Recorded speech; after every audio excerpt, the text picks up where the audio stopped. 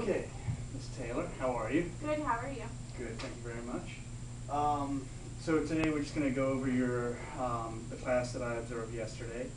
I want to start out first by saying that honestly I really appreciate what you have done with the course since you got here. I know coming in last year as a long-term sub, taking over 5 AP sessions last year? Last year 5, yes. And how many this year? 4. 4 this Same year. amount of kids. Right. With very little, I think they basically handed you the course last year, right? Yeah. That here, have fun. Seeing what you've done with that class over the last year, very impressive. You should feel very good about it. I think it's good. Fit into the department very well. So it seems like everything's going good. What do you think? How's this year been for you so far? This year's been good. After the first year, I've been able to kind of figure out where I want to go with the class. So it's a little easier than last year, but still got to get my feet going. And what else are you teaching this year? I also teach one class of pre-AP U.S. history, so up until the Civil War. Okay, but at least they're related. That helps. Right. Yeah. Right. That's good. That helps a lot. Yeah. Okay. Very good. Here's what we're going to do today: is we'll go through, look back at the class yesterday, and I think I gave you a copy of my notes on that class. Mm-hmm. You had asked me to look at rigor and differentiation in that particular lesson. So looking back at that, at the class yesterday, what do you think went particularly well? I think what went well is the student understanding what's going on and me able to go further with any questions they had to help them comprehend a little bit better. So. And when you say students understanding what's going on, do you mean as far as the content goes, or as far as the expectations of where this particular lesson is going? The content is probably the biggest thing. So they were able to incorporate what they read from the chapters and expand further with the content knowledge of the lecture. Okay. And you had introduced a couple of primary source documents to them.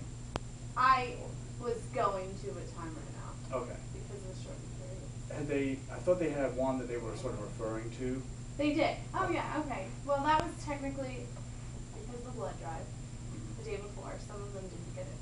And so I just pushed it back a day. But they were supposed to read a primary source document on the Trail of Tears that they were talking about with the Cherokee Indians. Okay. And you think they seem to understand, in your opinion, the events, how the events relate to each other in the time period that you were talking about? Yes. Good. What would you change about that particular lesson? I know this is a lesson that's running over several days or a week. This isn't sort of one individual lesson. But what would you change about this whole lesson if you could? If I had time, a little bit more student-centered activities, bringing in them more. If I had more time, that's exactly what I would do. Incorporate the students into the lesson more than I did. Okay. And I know time is a big constraint, especially in AP courses, because Right. there's so much to cover in such a short period. If you could do more of a student-centered, let's say we had more time, and you could focus on a more student-centered sort of activity, what kind of skills would you try to get them to learn in that lesson?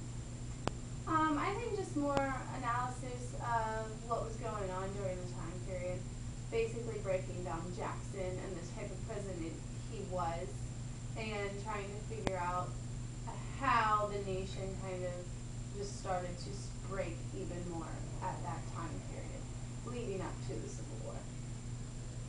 Okay. And as far as your presentation of the lesson, I think it's clear watching the lesson that your content knowledge is very good. I mean, the kids were asking questions about I don't even know any of the names, U.S. history is not my thing, but the roles different people played, and you were able to reinforce. Oh, Martin Van Buren and things like that. Okay. And Swarthmore. Swarthmore, yeah. And you were able to reinforce that understanding.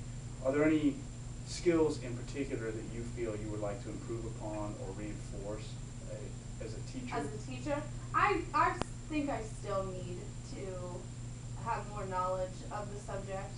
I think as the years go on, I, remember more, retain more, and then I will have more time to do more outside reading and primary source documents. So that's my biggest thing that I want to do as a teacher. Okay. And I mean, they say you don't really know something until you've taught it. Right. And I definitely agree with that. Right. So the more you do it, the more you learn about it. I Right. think that's good. Okay, when in this particular lesson, in our pre-conference, you had said it's mostly lecture and response, and that's due to the time constraints. Can you think of a way that you can involve more students, more of the class in that lecture and response? Because we always struggle with those one or two students who want to answer every question, like Nigel. They want to answer every question. Right. How do you think you could pull in more of those other students? That is something that I do juggle with, especially in this class where there's a handful that dominate. Sometimes if I can see that the students are comprehending, I'll just call on them regardless if their hands are up.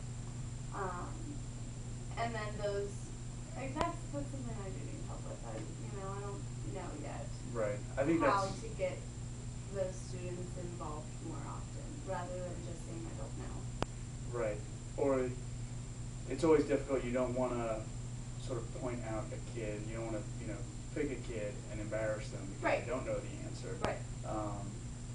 But at the same time, some of those students, they do know the answer, but they find it difficult to voice it. Right.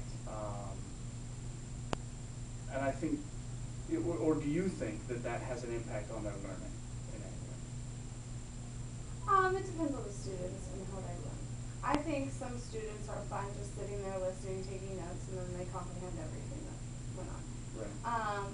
And then some students do need that interaction between me and them to further understand the content. I think if they felt comfortable asking questions and answering them, even if it's wrong, then they could learn what they need to do. Okay. Right. So it just depends on the type of student. Right. Right. And that's one of the things that we were looking at in that lesson was differentiation, how you're Right. differentiating for those students. Can you talk a little bit about the bell ringer activity that you did at the beginning? The bell ringers every day I try to start them on task with an essential question, which I just call a bell ringer because they need to be doing it by the time the bell rings. So basically each bell ringer connects to the topic we're going to cover today. So it just starts them off on the right foot. However, it's a little hard to start. Yeah. So that's their job, is to start those and do those. Some days I collect them, some days I don't. And they will be getting like 2 points a day Okay. for those. If they're talking and not doing them, they will get 0. Okay. So And what types of activities are they usually?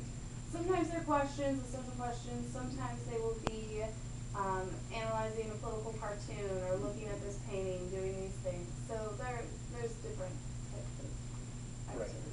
And it's always tied into the lesson for that day. Right. It's just a way to get the brain Right. moving. Great.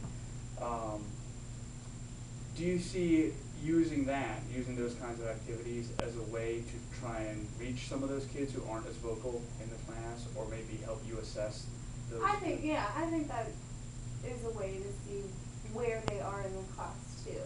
If they read, if they did these things. So sometimes if I do a little pop quiz, if I collect them, then I will know if they're actually keeping up with the work outside of class. Okay. Because most of the time it's something we haven't covered yet, that they should have already read about. Okay. So it's material that hasn't actually been introduced in the class in the Right. form of a lecture, but it's important stuff to Right. get that background information.